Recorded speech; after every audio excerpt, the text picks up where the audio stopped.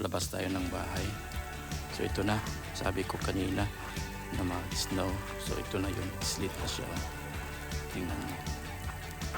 Ayan. Saka ito yung sasakyan ko. Saka yung daan. So pumapatak pa yung snow. Snow yan, hindi yan ulan. Kaya nag-accumulate siya. Ayan. Saka dito na yung daan. Saka ito yung lupa. So umaga tayo lumabas para hindi tayo mabutan ng makapal na snow. So yan yung sitwasyon ngayon dito. Unfortunately magtrabaho tayo, so wala tayong choice kundi umaga lang para hindi tayo mabutan ng snowstorm. Yan, dagdagan ko pa itong video na to. Yan, nag-accumulate na yung snow. Pakapal na siya.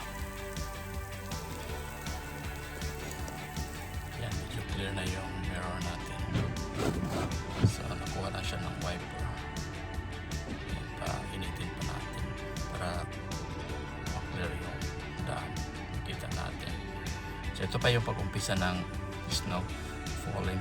So mamaya or tingnan natin kung gaano kakapal. Sabihin natin 3 inches daw. Kaya bukas siguro. Palis tayo, pa trabaho na tayo. Time check is 6:14 sa gabi dito sa Eastern Time. Okay. Yan lang muna. Sundan pa natin yan.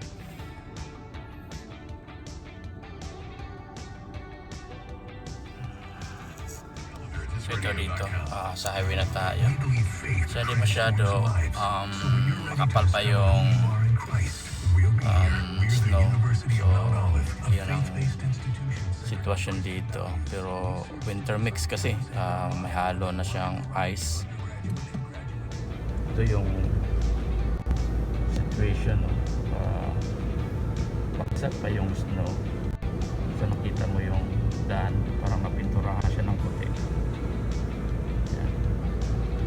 Pero mga snow yan sa halong ice. Ganda siya tingnan.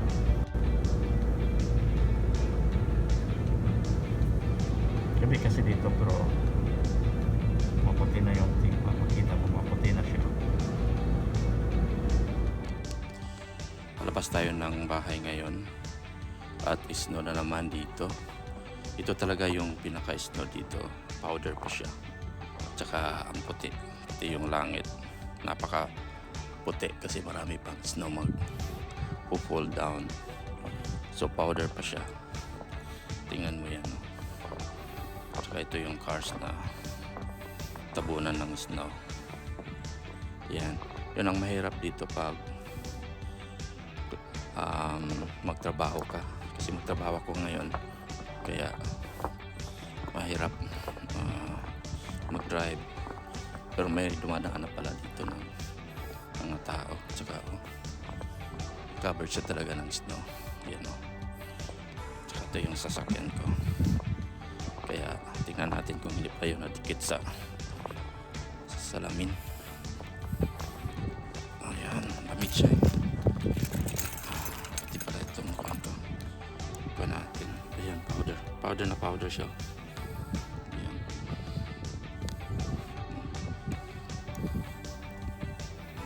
Powder pa siya. Ayan. Ito talagang snow. Powder. Yan, pag kuha na yan, magiging ice na siya.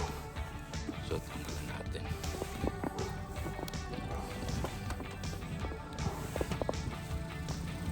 Nagpan ba dito? Oh!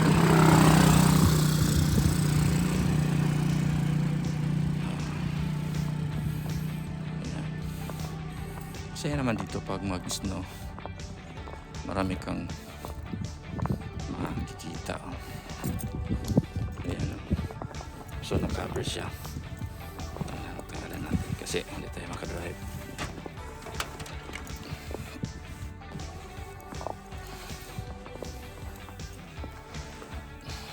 Bali 2 inches na siya eh.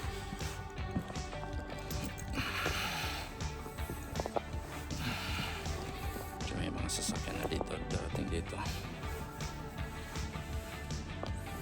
Kaya punong-puno ng snow. Hirap dito pag mag-snow.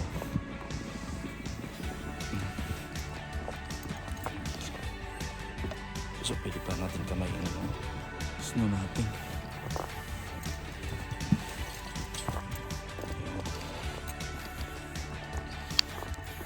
So, mas makapal ngayon ang snow. Hello! Ciao!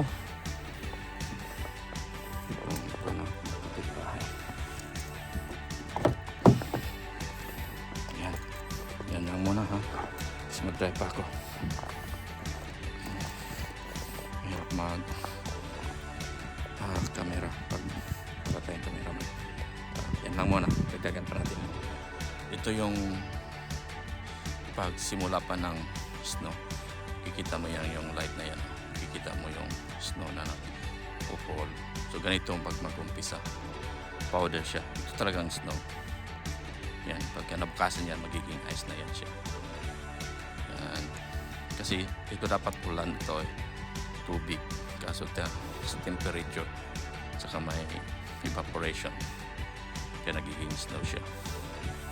Ito yung daan. Saka ito yung daan dito. Covered talaga siya ng snow. Baka bukas makapal na ito. Yan lang muna. Ito yung windshield ko. So makikita natin tsaka may mga snow pa na nahuhulog. So powder pa siya. Yan ganito kakapal, pero hindi pa siya dumidikit kasi hindi siya nagiging ice. So i-wiper natin. Ayan. So kaya pa siya i-kunin lang snow. Tsaka yun ang daan. Kita nyo, napakakapal na, 2 inches na siya. So hinahinay lang tayo alis ngayon. Yan lang mo. Makikita mo mga traffic kasi hina lang yung drive natin. Tsaka hindi pa masyado na grader yung daan, kaya covered siya. Kita mo, covered yung daan. Dami pang pumapatak pa yung snow, kaya pakapal pa yung snow sa daan. Tsaka wala pa na grader. Mahirap kasi dito pag sikan na yung road kasi walang nagme-maintain. Pero mas maganda pa ngayon kasi snow pa, hindi pa siya ice, kaya maganda pa mag-drive. Hindi pa delikado. Bukas to, didikit na ito kasi pabagsak yung temperature. Ito, downhill tayo, kaya hina lang tayo. Yan. Yung temperature natin is 22 na pala. Lamig. Makikita mo rin na napaka-aliwalas yung daan kasi yung clouds, kalangitan, may mga snow pa yan, babagsak pa yan, kaya kahit alas 10:30 na ng gabi, maliwalas siya, hindi siya madilim kasi yung snow puting-puti yan siya, napakaputi ng snow, kaya makikita mo na maliwalas siya. Dahan-dahan tayo dito kasi downhill ito. Yan. Kaya pag magtrabaho panggabi mahirap, kaya kailangan mo talaga ng tiyaga, tsaka pasensya, tsaka dapat mag-umpisa ka ng maaga mag-travel para hindi ka malate sa trabaho. Ayan. Yan. Mas mas gusto ko pa uwi kasi makakuha tayo ng magandang video. Papunta kasi tayo, kaya mahirapan tayo. May mga sasakyan pa na nauna sa atin. Dahan-dahan lang tayo mag-drive. Ganda siya pag snow pa, hindi pa siya nakatikit sa daan kasi hindi pa siya slide. Ganda pa yung traction ng gulong sa road. Ito yung sa secondary pa rin na road, pero 4 lanes siya, tsaka may median. So makikita mo na hindi mo alam kung saan na yung median kasi covered na siya sa snow, tsaka wala pa siyang nag-grader, kaya ang lapad, tsaka mahirap mag-drive kasi hindi mo makita yung median. May median yan, tsaka hindi mo na maalaman kung saan yung middle, hanggang saan yung daan kasi natabbo na siya ng snow. Minsan na lang mapakamalan mo na daan pa siya, pero hindi na pala.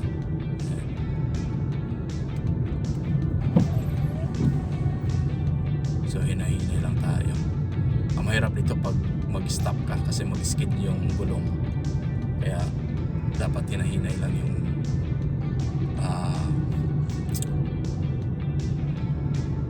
travel mo para hindi mo mawanggaan yung sa una kasi mag-skid yun pag bigla kang stop. Yan. May mga sasakyan pa kasi may mga night shift. Hindi tayo magkinta dyan kasi pa downhill, kaya mahirap ito. Kapal na pala yung snow. Snow pa yan, hindi pa siya nakadikit sa daan kasi bago lang nag-umpisa, pero mag-skid na siya kasi makapal na yun snow. Ayan.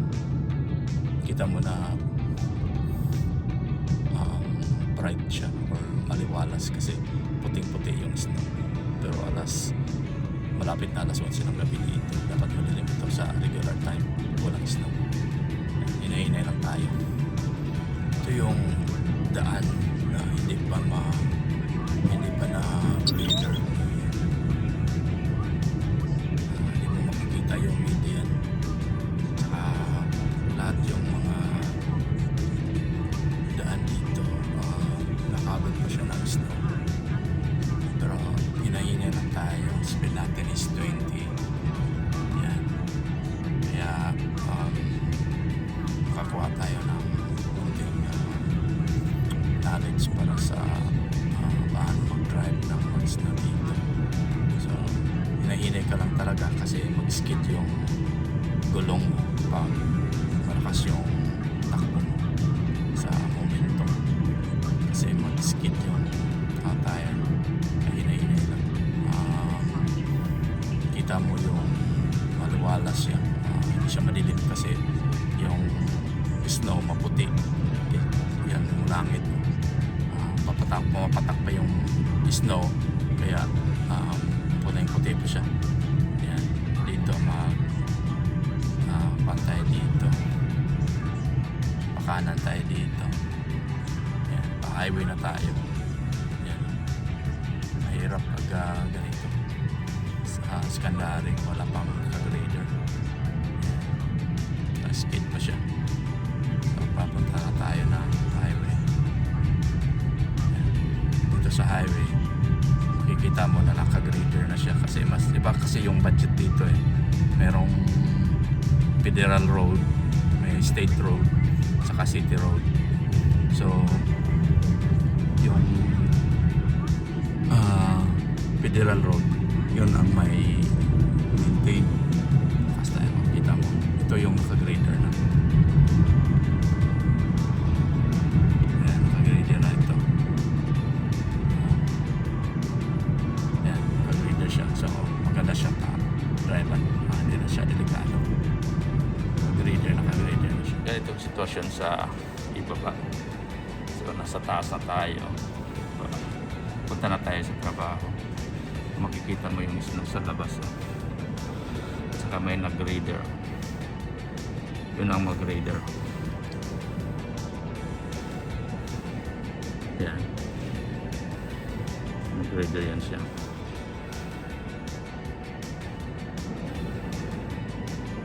Yan. Mag-grader siya sa daan para hindi delikado yung daan dito. Yan.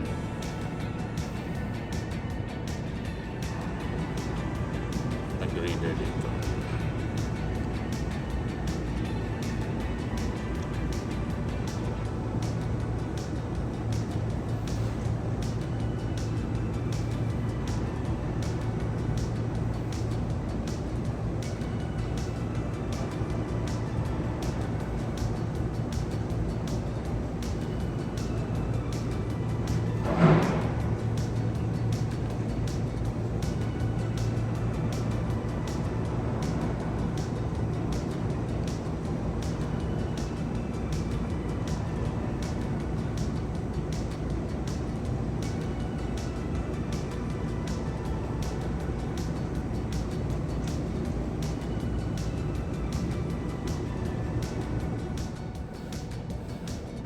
Yan.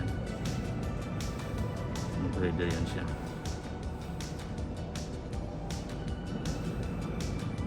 Yan. So ito makikita mo paglabas mo dito sa bahay. Yan. Naka third round tayo. So virgin na virgin pa yung daanan. Hindi pa nadaanan ng mga tao. Yan. Dito ito na yung car natin na naka-covered siya ng snow.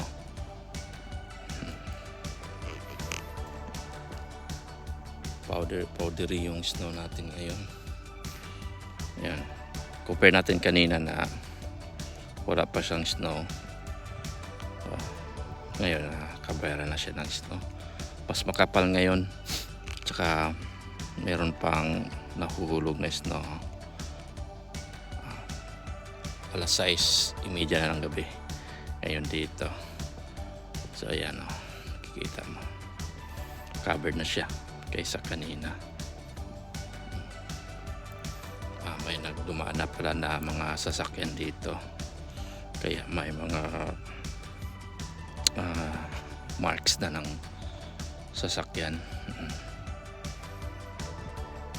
Hindi pa humihinto yung snow na pumapatak pa. Saka tingnan mo yung langit, yung kalangitan. Ganon yun siya.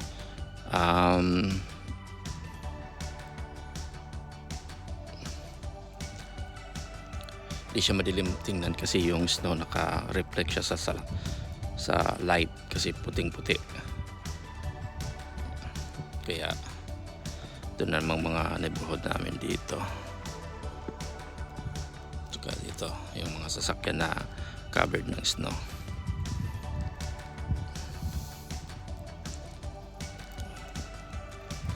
Yun yung sasakyan na covered na siya ng snow. Pumapatak pa at saka ang lamig.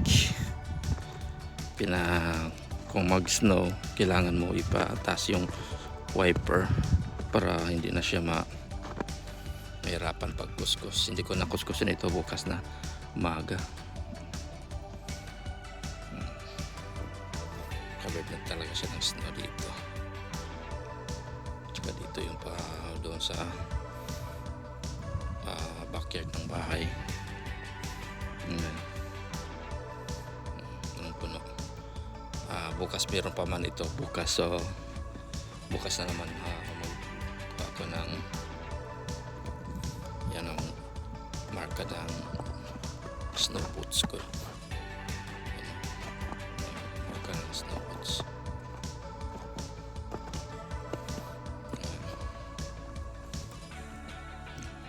Version ng snow.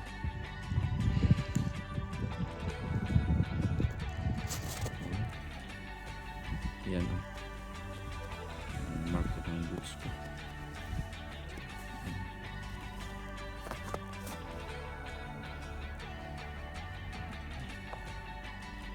Madilim siya.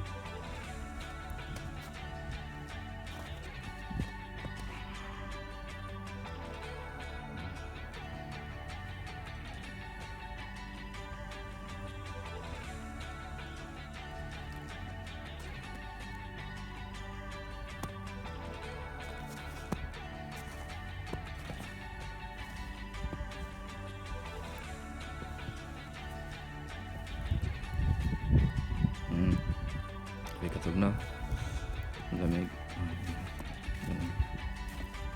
dito.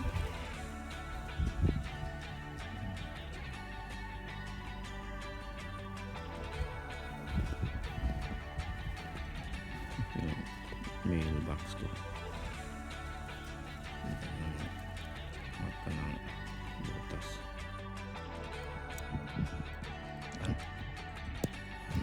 Ipahuminto yung snow, so nag-accumulate pa rin siya. Kumakapal hanggang bukas pa ito, kaya may signal na dito na snowstorm.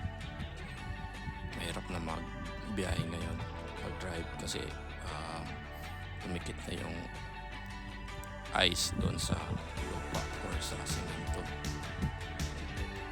Delikado sa skid.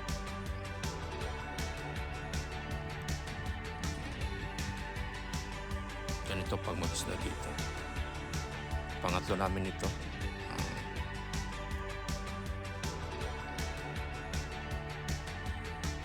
Gabi na ngayon. Umpisa kanina ito 11 o'clock ng umaga.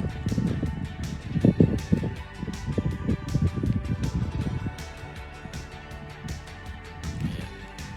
Hindi pa humihinto. Snowfall pa.